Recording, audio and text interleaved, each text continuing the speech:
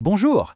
Aujourd'hui, on plonge dans l'un des événements les plus profonds et, disons-le, les plus mystérieux des évangiles, la transfiguration. On va décortiquer ensemble sa signification en s'appuyant sur les éclairages du père Tadros Yacoub Malati. Imaginez un instant. Et si on pouvait jeter un œil à la toute fin du livre? C'est exactement la question que pose la transfiguration. Ce n'est pas juste un miracle du passé, c'est une véritable fenêtre ouverte sur la réalité ultime. Une promesse de la gloire qui nous attend. Notre parcours va se faire en 5 temps forts.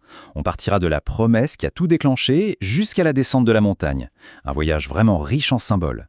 Alors pour bien comprendre, il faut savoir une chose. La transfiguration, ça ne sort pas de nulle part. C'est en fait l'accomplissement d'une promesse que Jésus venait de faire. Il avait dit que certains de ses disciples verraient le Fils de l'homme venant dans son royaume avant même de mourir. Et bien voilà, il tient parole, et de quelle manière?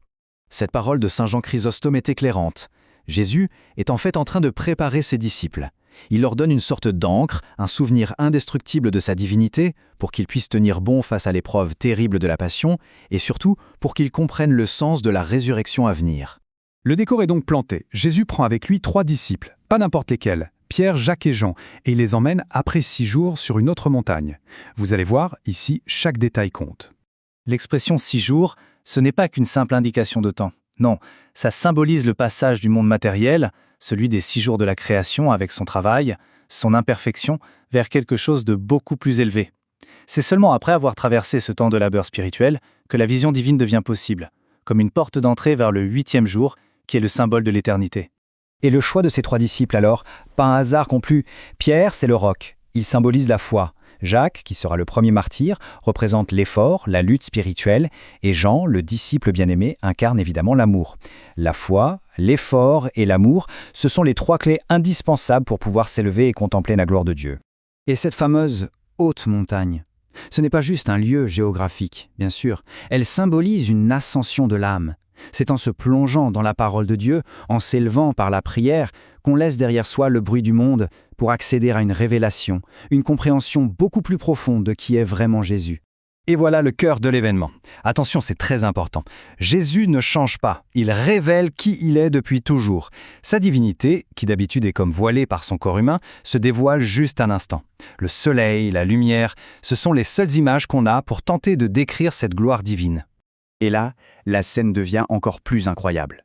2 figures majeures de l'Ancien Testament apparaissent, Moïse et Élie. Leur présence est tout sauf un hasard. C'est une déclaration extrêmement puissante. Alors, pourquoi eux? D'abord, Moïse, c'est la loi. Élie, ce sont les prophètes. Ensemble, ils montrent que tout l'Ancien Testament pointe vers Jésus et s'accomplit en lui. Mais il y a plus. Moïse est mort, alors qu'Élie a été enlevé au ciel. Leur présence prouve que Jésus est le Seigneur des vivants et des morts. Et enfin, ils sont là comme témoins. Moïse vient dire « Non, Jésus ne transgresse pas la loi » et Élie « Non, il n'est pas un blasphémateur ». Pendant que les disciples sont complètement bouleversés par ce qu'ils voient, une réaction très humaine va déclencher une intervention divine. On arrive au sommet de l'expérience. Pierre, dans un mélange d'enthousiasme et de peur, veut figer l'instant. Il propose de construire des tentes, de s'installer là. Honnêtement, qui ne voudrait pas rester dans un tel moment de grâce? Mais ça montre aussi une chose, son désir d'éviter la descente, d'éviter le chemin difficile vers Jérusalem et la croix. La question est posée, et la réponse ne va pas venir de Jésus, mais de bien plus haut. La proposition de Pierre, même si elle part d'un bon sentiment, n'est pas juste.